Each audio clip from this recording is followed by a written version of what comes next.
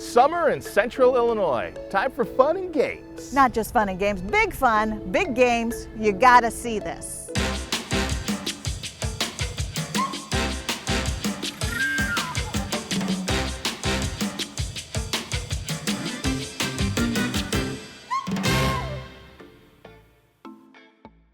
Okay, we're rolling the dice on this one, but it's not because we're playing Yahtzee, we're playing Monopoly, the world's largest game, in fact, here in the Macomb, Illinois Square. Check it out. Well, we've converted our downtown square into the world's largest Monopoly game. And we did that not randomly, but because Elizabeth McGee, Lizzie McGee, was born here in 1866, and she's the woman that actually invented the game Monopoly, what evolved into Monopoly. Hi, I'm Elizabeth McGee, but I've always gone by Lizzie. I was born in Macomb in 1866, and my father owned the Macomb Journal newspaper. When we all found that out, which was just recent history, believe it or not, my office, we knew that we needed to try to capitalize on that in some way, shape, or form. And we had noticed how similar the downtown square is to a Monopoly plat of the board game. So we thought, how do we turn this into the world's largest Monopoly game? And then we did.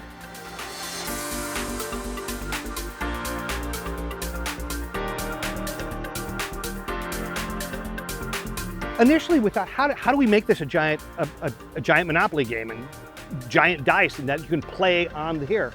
And there are ways to do that, but they're not practical and they're not sustainable. And we don't live in that era right now, right? People want something that is an app that takes you around the downtown area.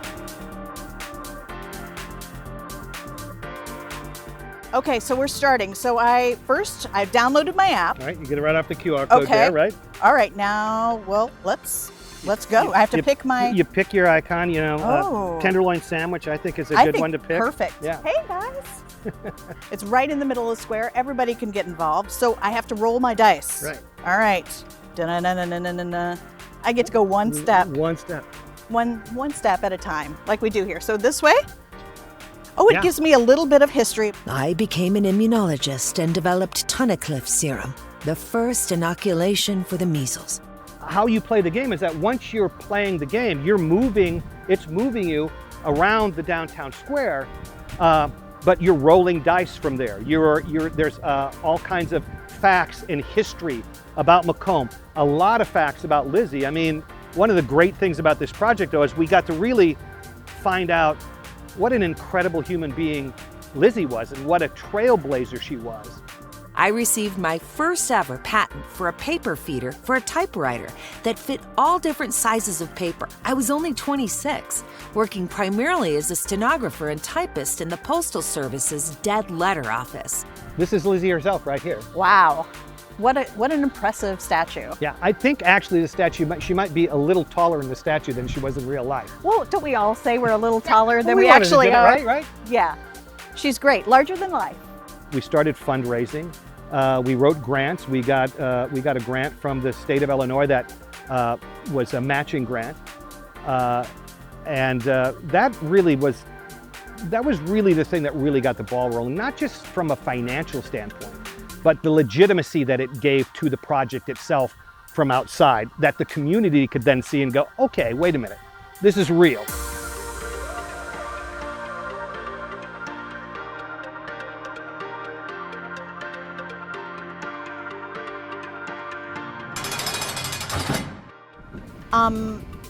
I'm not loving what it's telling me now. It says I have to go to jail. You have to go to jail. I have to go to jail Fortunately, now. you're close. Sometimes you have to go to jail from all the way around there, but the jail is actually right over here. Do I get $200? Do I get to collect? I know how to get you out. Okay, I know how to let's get you go. out of the jail. You take a selfie of yourself, or you have somebody take it, and then you post that to social media. Oh, okay. I can do that. All right, Jack, give me a selfie. All right. All right, so. You do look sad. Now all you do is take that. Uh-huh. It prompts you how to do it. Okay. And then you'll just you pick your social media platform and it hashtags it Macomopoly, and then So you're cute. free to go. From our statistics that we're getting from eAtlas, yes, a lot. I mean, we've from as far away as Hawaii, California, Florida, New York. People have come from all over. We had some people just the other day drive here from Indianapolis just over to play the game. That was it. So it's been incredible, and so far it's just been a month that it's been open, but we have well over 1,000 downloads for the app already, and we still haven't even gotten our big push to get people to come down here. So I think that it's going to have a very positive effect, and it better, so I can keep my job. But I think what it does is that it enhances all the other things that we have here. It enhances the Lincoln story. It enhances Heritage Days and all the festivals that we have. If there's this other thing that can bring you here that you can experience that you can't experience anywhere else, that's our hook, right? And then once we've got you here, we give you the history, we turn you onto the charm of this beautiful small town, its escape from the city life, and next thing you know, people are moving to Macomb.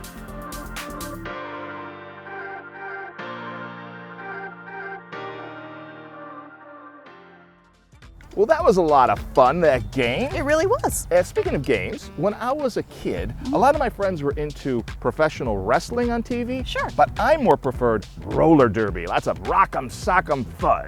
I don't know how much of reality was in those roller derby shows, but we do have a real team here in Peoria. It's called the Peoria Prowlers, and they play all over Central Illinois.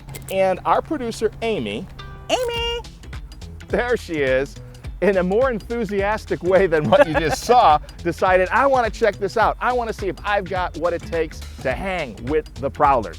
Well, I think Amy can do anything she puts her mind to, so let's check out how she did at roller derby.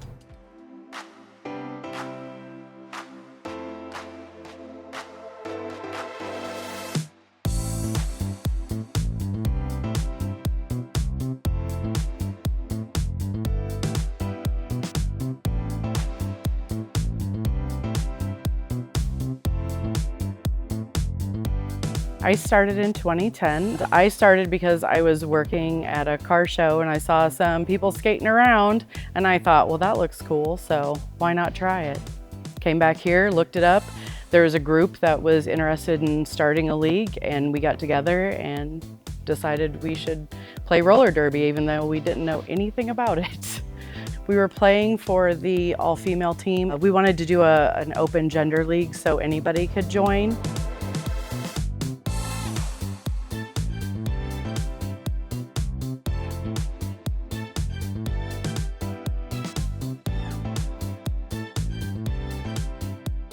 It's a race between two people with interference.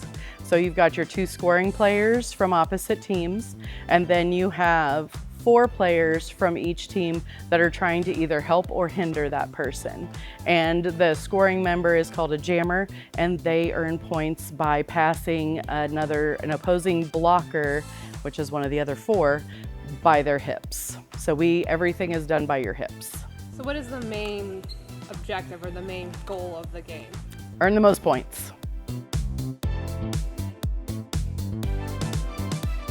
So they're gonna teach me a few things on how to roller skate. So to start skating, we're gonna do what we call a watermelon. And you're gonna stay in that stance, but we're just gonna take our feet and we're gonna spread them out and pull them in. Okay, like you're making an 8? Yep, and in. A little lower. You can tell I do a lot of school. I wanted to join a sport outside of, school as an adult, and I couldn't find any, and then I kept hearing things about the roller derby, and every time I'd be like, where's everybody at? They're like, oh, they're at the roller derby match. And that's what started me on roller derby. I've always thought roller derby was super cool, but I've never been like any athletic type of anything. And then I saw someone post something about Facebook on like recruitment night, and I was like, oh shoot, I don't know how to skate, that sounds so fun. And then they were like, you don't have to know how to skate. And I was like, well, there goes my excuse. So here I am.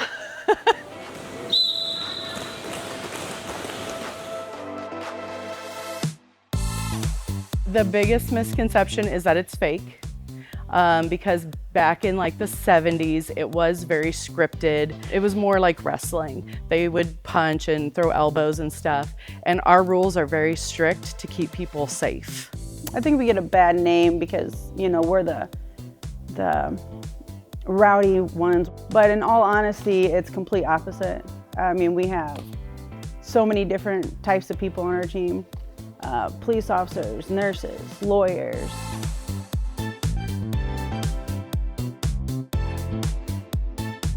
The best part about the team is a bunch of different people get together, do something athletic. It's full contact, which as female or women, we are not encouraged to do that.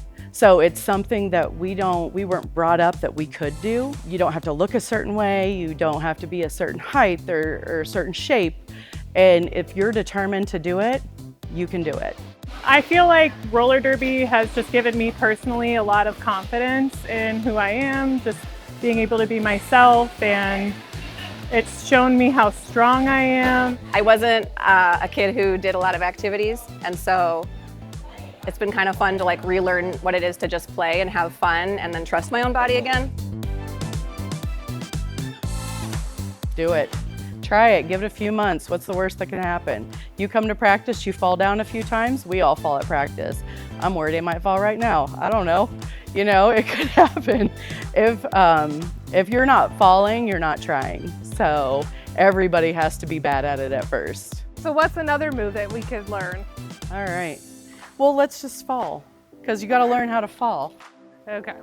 So it's just 2 times. Yep, just get low and 1, 2. Okay.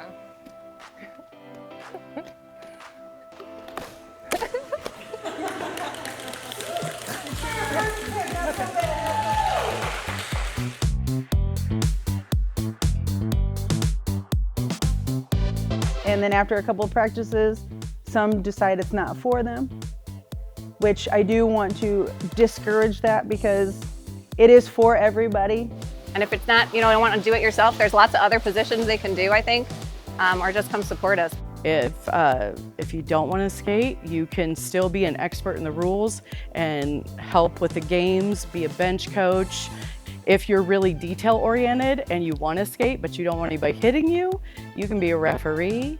So there's something kind of for everyone. They're just great. Like it's really nice to walk into a room and just feel safe and accepted right away. And it's just a really great place to be. I'm always with the Derby girls.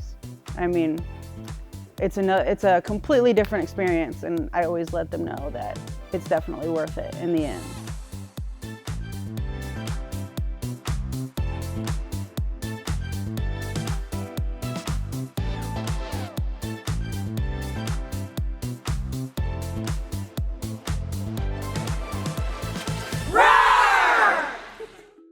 So Phil, do you have any plans for your retirement? Well, it's nice to know that you're thinking about my departure. It's all about you. But just to answer your question, I can say my only plans for retirement is hoping that one day I actually get to retire. Well, this next story is about a gentleman who retired, and he's spending his time doing his favorite hobby. It's all about leisure and a puff of smoke.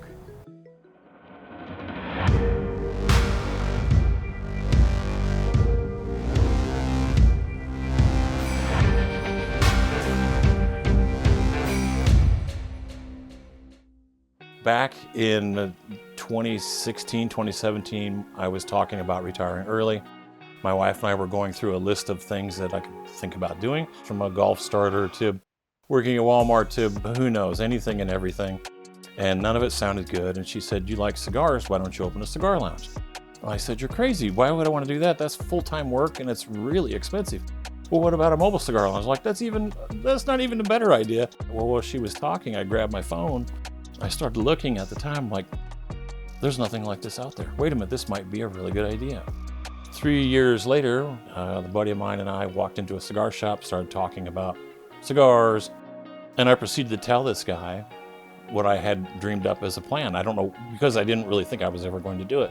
And when we left there, I told the guy with me, I said, "You really need to, you should have stopped me. Why did I just tell him my whole idea?" Because the guy's eyes were like giant. And I thought, oh my gosh, this idea I've been sitting on for a couple years now. Somebody's going to go ahead and do this. I told my wife when we got home, I'm online, we're finding an Airstream, we're going to make this happen. We found one in Alexander City, Alabama. We had the floor installed and we had the seats, the bench seats roughed in. It was sitting in storage for a solid year and a half. And she said, we need to do something because we're making payments on the Airstream and we're making payments for storage. I slept on it, got up and decided that the idea that was in there from long ago, we need to do it. I need to at least finish it and see what comes of it. It was the end of May in 2022 was our first event, and we hadn't told anyone. I told my brother about it, and that was it. Nobody knew anything about what we had. And we went to our first event in May, and everybody went crazy about it, and it just took off from there. Typically, my wife is with us. We're together when we do events. She'll check people out. I'll be over here slinging cigars, as they say, cutting and lighting.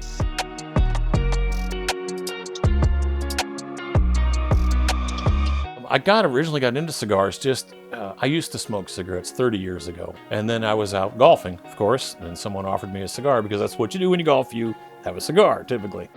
One of those things where, man, you don't inhale a cigar, so there's that advantage. It's all natural, there are no chemicals, or no preservatives, no anything in a cigar. You just enjoy the flavor of the smoke and the communication and the time spent just sharing a cigar. This is a unique Airstream. There aren't any others like this.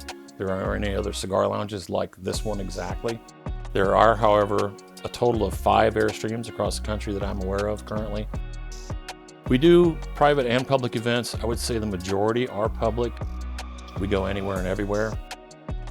We do many different kinds of events. We have done numerous weddings, numerous golf outings, skeet shooting, clay shooting, bachelor parties, bachelorette parties. So we've done all kinds of things, lots of bourbon and cigar tastings. Honestly, just a lot of restaurants and bars. We do have an additional 10 leather seats that we'll set out outside. My favorite part about owning my own business is just the fact that you do still have to answer, but you answer to your customers, to your clients directly. It's so much more rewarding, especially with something like this, because it is so unique. Now that it's done, and you get the reactions from people coming in here, it certainly makes my head swell a little. It's a good feeling to hear that because we put a lot of time and effort into it. So far, it's been a great success and an awful lot of fun.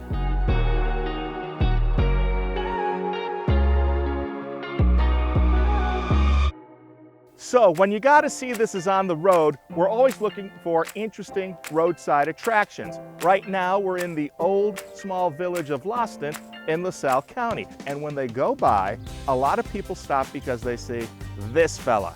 This is the Iron Man.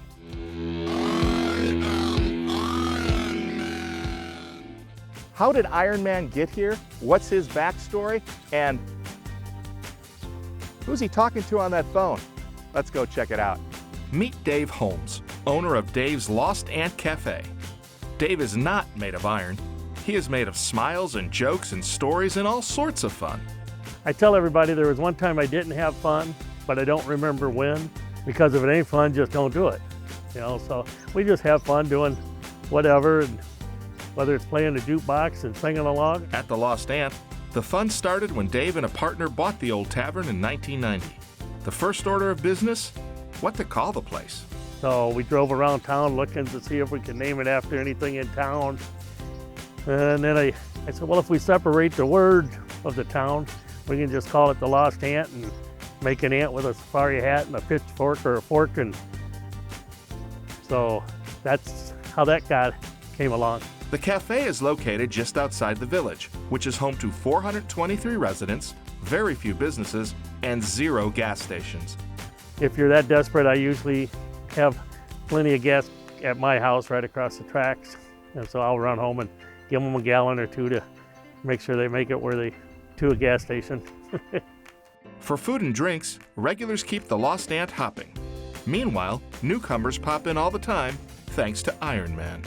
People like getting on the side road. I get a lot of motorcycles when they're out on the the weekends and stuff, and people hear about it or they see it and they stop by, and once we make friends, they just keep passing the word, and it just hasn't changed over the last 30 years. And that way, Ironman has sold more beer than anyone at the Lost Ant Cafe. Dave isn't sure of his exact origins, somewhere up north. But order a cold one, and Dave will tell you all about it. The easy ones are the connecting rods. The big one in the center would be like out of a diesel locomotive. The front of the feet are actually main cap bearings on the crankshaft of a diesel locomotive. And the back of the feet is what I was telling you, is a counterweight that goes under a grocery store rubber mat when you walk in the door, and it opens automatically. You've got the turning fork for the eyeballs off a Harley Davidson for turning the front wheel. And the fingers are actually for a foot doctor, a podiatrist, I was told. And as for that old school phone in Ironman's hand, the police didn't think it was funny last time it got broke into. We asked who called it in, and the one says, well, the Ironman's got a phone in his hand, maybe he did. He didn't think it was funny, but we got him to laugh anyway.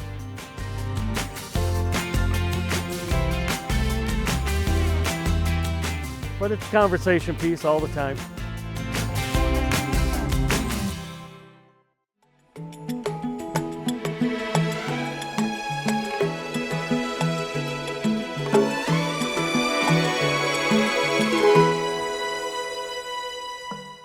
Hi, welcome to Miller Park Zoo. We're at the otter exhibit. Rhett is running around by the logs, and Tallulah is in the water. Rhett is a 1.5-year-old male, and Tallulah is a 13-year-old female. So Tallulah's lived here most of her life. Last year we brought in Rhett. And Rhett is a little bit different from all of our other otters in the recent past because he was born in the wild, and then something happened to his mother once he was out moving around outside the den, and he was left stranded. So then he was collected by a woman who was out walking her dog, and then the rehabbers heard that he was at her house, so they came and collected him from her house. And then he was at the rehabbers until he was about 6 months old, and then they started looking for a more permanent home for him. And then we decided we would try here at Miller Park Zoo to integrate him with Tallulah. Since she's had so many pups, we thought that she would be a good fit for him to try and live with. She was not overly keen on the thought herself. She thought she should have got an adult male right away, maybe, or maybe lived on her own. She was really enjoying the whole exhibit to herself. She kind of thought that was great and wasn't sure she wanted to share again. But they get along really well right now. Sometimes they play and sometimes they argue, you know, just like anybody that lives with someone all the time. So we feed them fish and squid here at Miller Park Zoo. In the wild though, they would eat anything they could catch. So that would include fish, crayfish, snakes, frogs, squirrels, small birds, small mammals, maybe an insect. Okay. So they're not too fussy, and that makes life in the wild a lot easier for them. If you go to the water and you find an animal there and you can catch it, it becomes your dinner, and then you don't have to worry too much about it. Our otters don't like lemons. We know that. Why? Tell us I think because they're sour. We give them whole fruit just because it floats in the pool. Yeah. And so they like apples quite a bit. So we're like, well, let's try something else. And you know, we gave them a lemon, and Tallulah took a big bite out of the lemon and was not a fan. I bet not. That's pretty sour. But these guys seem pretty smart. They respond to their names. You're able to train them a little bit? Yeah. Well, any animal that's really food motivated is really quite easy to train because they want the food, and so then they usually participate in a training program. So we did have them doing a variety of behaviors. You saw them standing up on the rock. If I move my hand around, he'll probably start doing it. Yeah. Rhett, you want to go up? So we have him stand up, so then you can see his whole entire belly and all of his underside. So it's fun to watch, but it's also a necessary behavior so that we know that they're healthy. And then the circling, we know that they're using all of their legs. We can see that they're able to turn around and turn back, and it gives them something to do. But also we can see their entire body and make sure that there aren't any injuries or things that we can't see when they're just running around in the exhibit.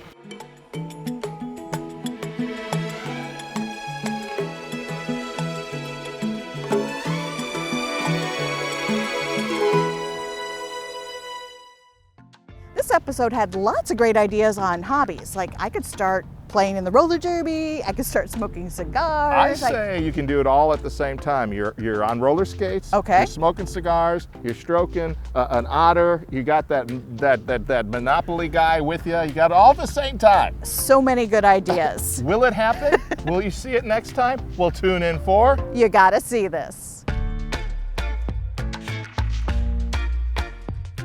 Little white duck. I'm a little beaver, or whatever it is. That wasn't it. I'm Little a white little duck duck. swimming in the water. I'm a Little duck, white I'm a duck beaver. doing what he oughter. It's a good one. Fall forward, fall on those knee pads. Okay. Good. Can we do it again, yeah. There you go. That's really impressive. Oh, you gotta see this. It's the name of the show. I don't know that show. No one knows the name. You gotta watch this. That And- one with the and Phil. You gotta sometimes tune in and watch it. You sometimes gotta see it. Maybe you wanna see it. And then drop that button, you're gonna stop quicker. You guys must have the strongest thighs. Yeah. This is very hard. It's a lot of thigh work. This is not as easy as it looks. And I'm not even doing it right. So Phil. I'm sorry. Starts. Okay. 3, 2, 1.